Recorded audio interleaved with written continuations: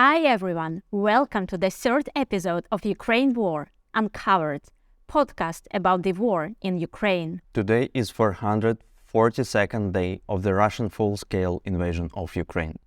My name is Pavlo and my colleague is Anna. We are Ukrainians and co-hosts of this podcast. In this podcast, we will uncover facts and stories about the war in Ukraine, some of which you may not hear from the mainstream media. We will provide you with key weekly updates about the war based on information from the ground, connect with eyewitnesses and experts directly from Ukraine, and share stories of wartime life inside Ukraine and stories of temporarily displaced people. We will also uncover Ukraine, its culture, language, and history for you.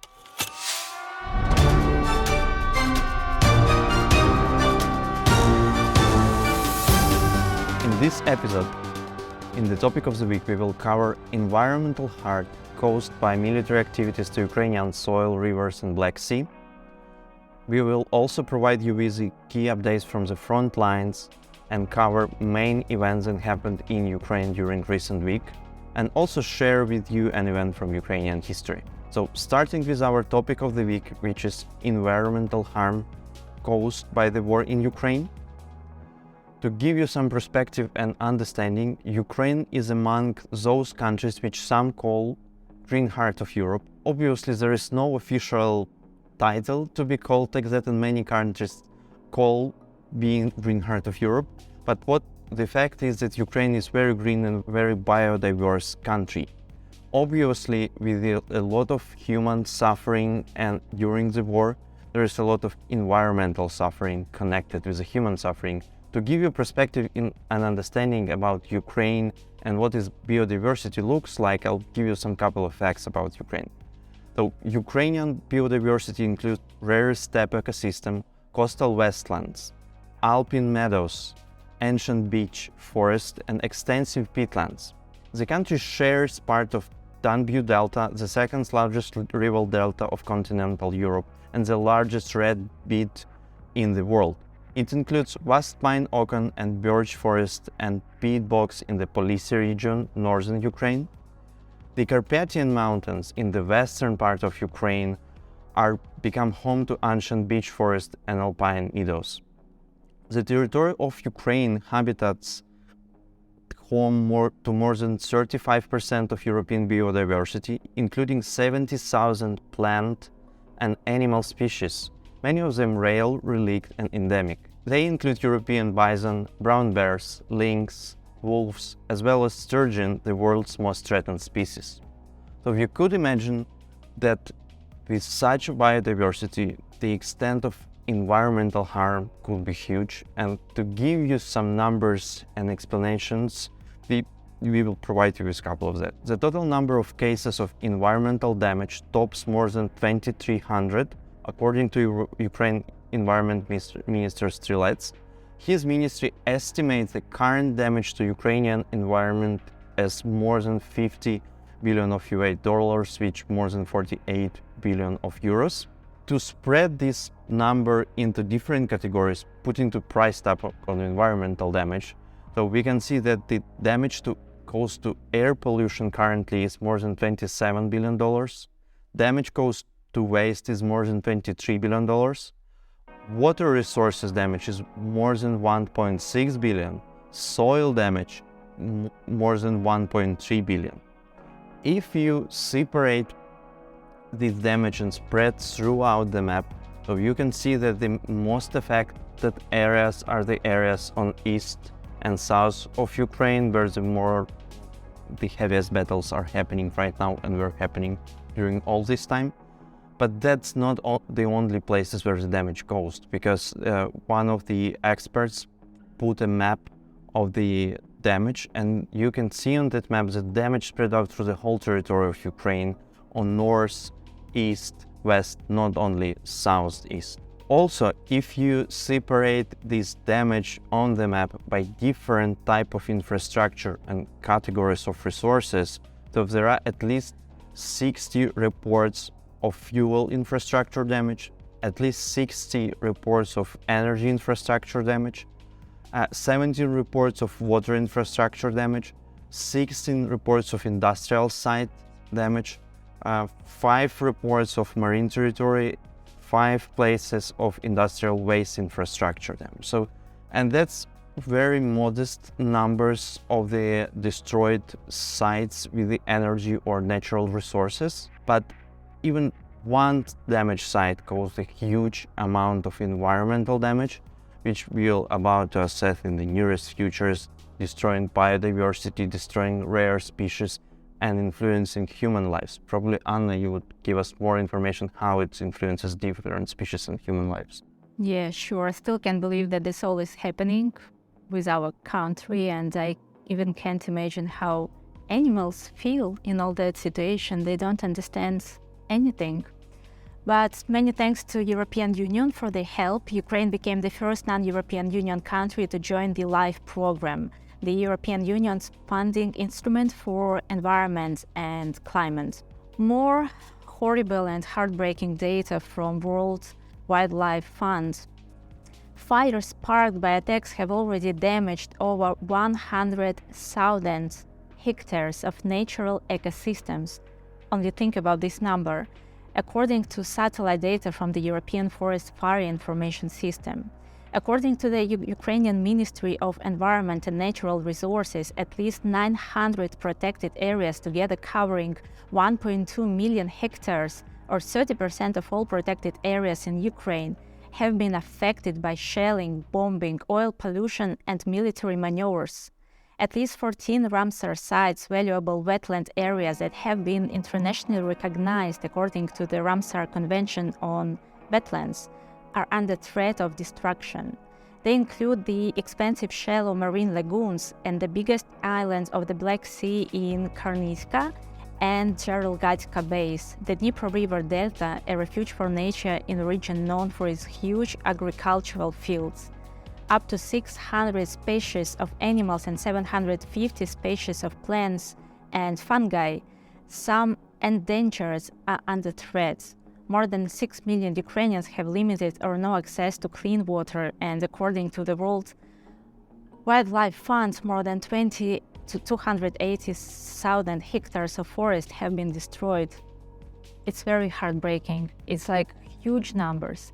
Only imagine in the 21st century, in the heart of Europe, you don't have access to clean water, and it happened just in a few weeks. And then, for example, in Mykolaiv, people spend 9 months without access to clean water. But of course, our governments and people, they're doing their best to help each other, to support each other. But still, just imagine that one day you can wake up and you will have no electricity, no water, and you will have like damaged biodiversity in your country. Yeah, in terms of water in Mykolaiv, the volunteer groups and governmental organizations and authorities, they were delivering on regular basis water supplies to people in Mykolaiv by bus, by different ways of transport, in bottles, in gallons, and various. There have been many volunteer groups, people were in their cities collecting drinking water, putting it on trucks, and it was delivered to people in Mykolaiv. Mykolaiv, that's not only example, there are many other examples where people were left without drinking water. In one of our future episodes, we will cover how Ukrainian volunteer movement organized, including one of those operations. And I believe you have more data to share on that. Yes, sure. So more data from Yale Environment 360. Botanists at the Ukraine Nature Conservation Group have listed 20 steppe species that they believe may disappear due to the war. Most, they say, are endemic to the Black Sea Peninsula of Crimea, the largest center of endemism on the territory of Ukraine, with 44 plant species found nowhere else on Earth. A particular concern is the many coal mines abandoned after 2014. With pumping of water halted, they have so far released some 650,000 acre-feet of pooled mine water into the environment, according to Serhiy Vanyuta of the National Institute for Strategic Studies in Kyiv.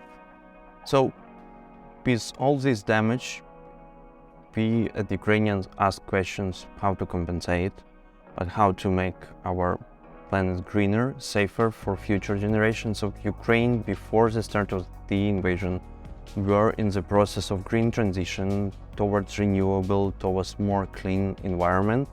And Ukraine still has plans to do so. So the question is, what's with the renewable energy? And the problem is that much of Ukraine's renewable power capacity is located in south and east of Ukraine, where active fighting is taking place. The Ukrainian NGO Ecodia reports that more than half of Ukraine wind farms have already been shut down, along with other renewable energy installations. And now we go to the question of the compensation, what to do with such extent. We hope that there would be a just mechanism to compensate and there would be enough resources to support compensation to environment, which is in some cases, especially with rare species, very difficult to compensate and balance again. One of possible tools is recently introduced EU carbon border adjustment mechanism, which is the world's first tool. It will start in 2026 and take full effect in 2034, and will impose a fee on carbon emission embedded in certain products imported into the EU, particularly those from most carbon-intensive sectors. The money raised will be directed to 3 funds boosting green projects, one of which is Social Climate Fund. The Social Climate Fund supports decarbonization in third-party states and could be part of Ukraine's compensation mechanism. Hope it will work and help mitigate at least some part of the cost damage. For some of you, of course, it could be just numbers, but think deeper. Think who stands for these numbers, how many people, how many animals whom you will never maybe see again on this planet. And just imagine how people who didn't want to leave their pets, how they were trying to evacuate them. And there are like a lot of pictures of like dogs and cats who were paralyzed because they were so afraid, they didn't understand what's going on. And those people didn't leave their pets. They were like standing and like begging them, like, please, honey, let's go, we are in danger. Please, like, I can't take you in my hands, but please go. And those animals were trying to survive. It's like really hard to believe that's going on in the 21st century. I continue to repeat it again and again because I'm trying to put this into my mind. But also think about how zoos are functioning, because like zoo cannot be evacuated. Some animals, of course, can be, but not like the whole entire collection. And history repeats itself. The same thing happened during the World War II, and the same thing happened with the London Zoo and Mykolaiv Zoo, and they continue to function even during the occupation. Think about those brave people, send them lots of positive energy, and like really very brave people, and I'm so proud of them.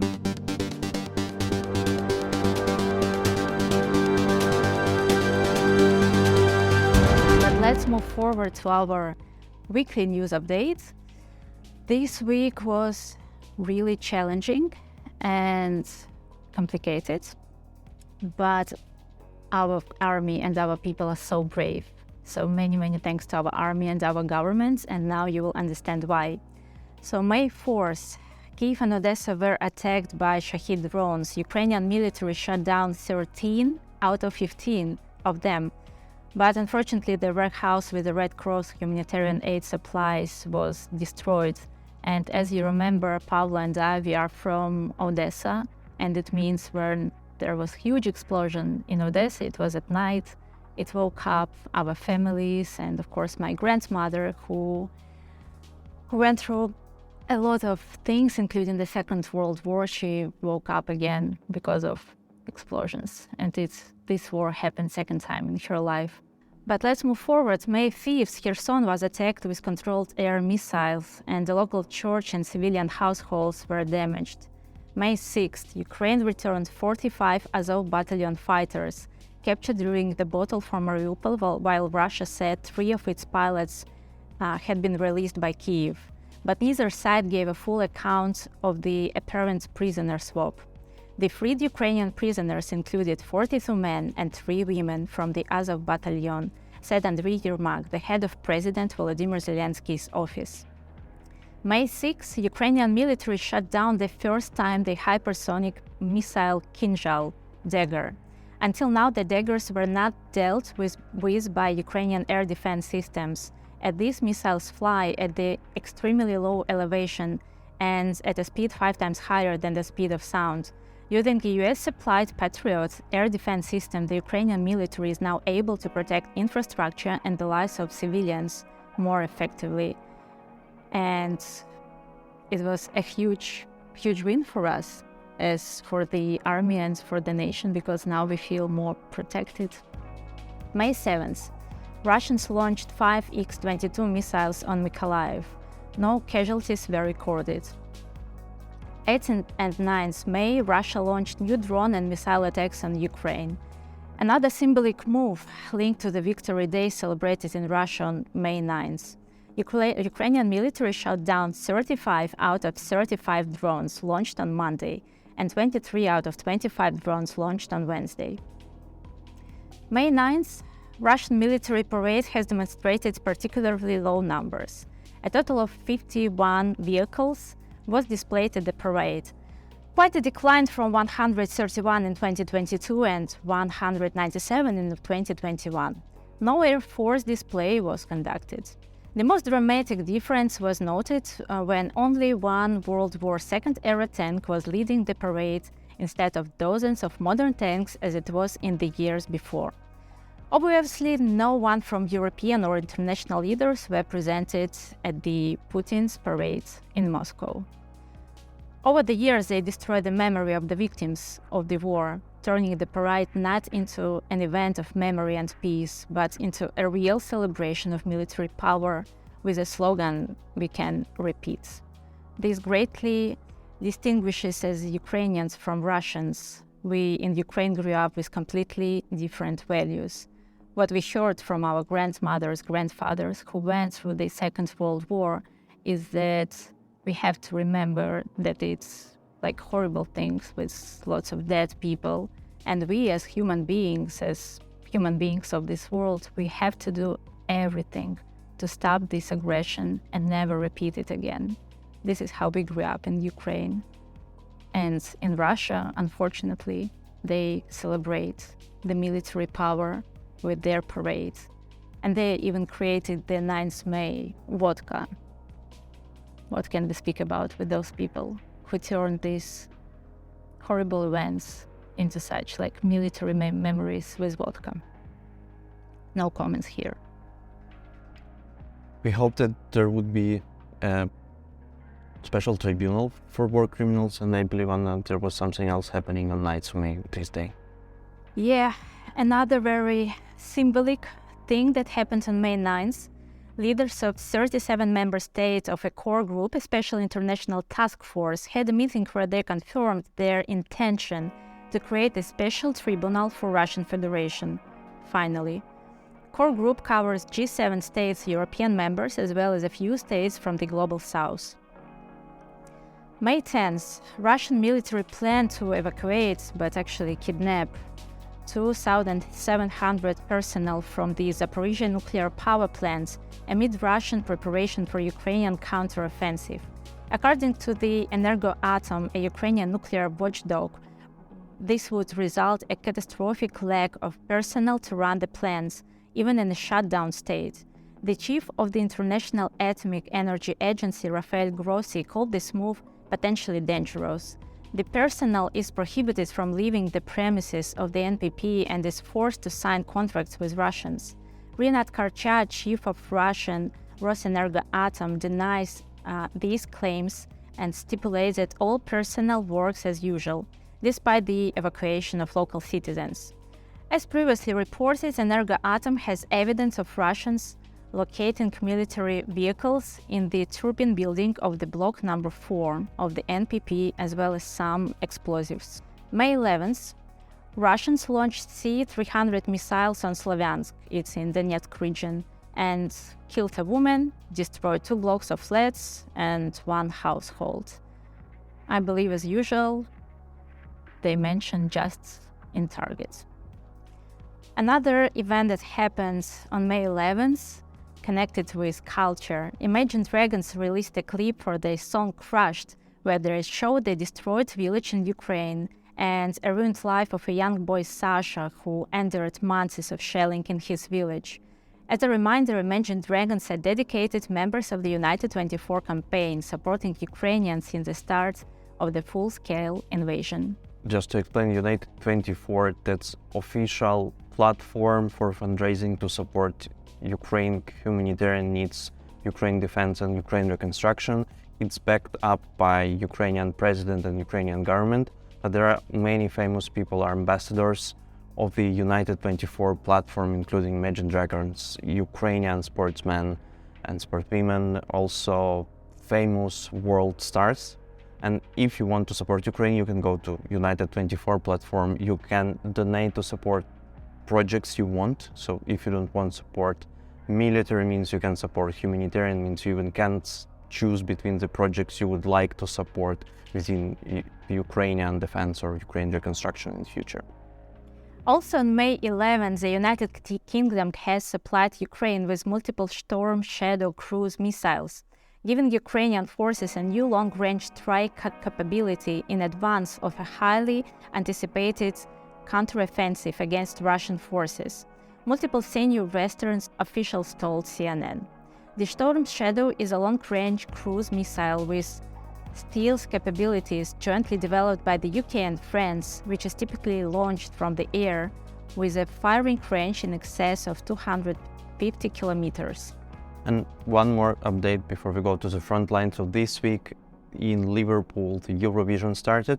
Just to remind you that last year in Italy, Ukrainian band Kalish Orchestra won. And unfortunately, because of the war, Ukraine was not able to host it. Though there was a dedication and even discussion that probably we can host it in the metro stations, because Ukraine has one of the deepest metros in the Europe in Kiev. And there have been a couple of concert interviews with world leaders and press conferences held in the Kiev metro, which was and still used as a bomb shelter during air raid siren attacks. But having all the considerations and UK's offer to host it on behalf of Ukraine, everyone agreed, and Liverpool hosts Eurovision on behalf of Ukraine. We'll provide you with more updates what's happened there probably next week, but Ukraine represented this year by a band called Tvorchi with song Heart of Steel. So hear it and watch it on Eurovision. But actually, like one quick comment here, do you remember when we were listening Stefania, Mamo, Mamo, Stefania? We believed that till Eurovision 2023 we will win and we would have this opportunity to host the whole Europe in our native Ukraine. But unfortunately, it didn't happen yet. But keep fingers crossed, and maybe next year we will host you. But for this, we need to win this year. So watch Eurovision or listen to Eurovision. And many thanks, Liverpool. And moving on to update from the front lines.